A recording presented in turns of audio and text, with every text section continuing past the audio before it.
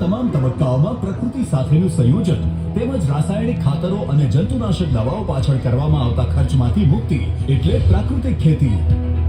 આવો આપણે સૌ પ્રાકૃતિક ખેતી અપનાવી પ્રકૃતિ તરફ પ્રયાણ કરીએ।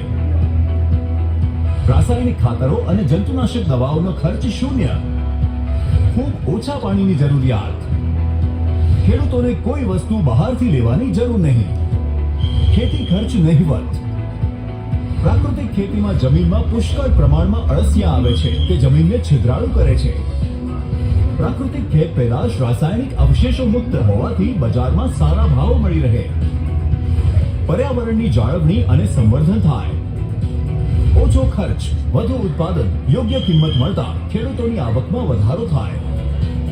ખેડૂતો ગાય પાળતા થશે જેથી ગાયનું પાલન પોષણ થશે, લોકોના આરોગ્યમાં સુધારો થશે, ખેડૂતોને કોઈ વસ્તુ બહારથી લેવી ના પડે, આમ ખર્ચ વગરની ખેતી થઈ શકે। જો પ્રાકૃતિક ખેતી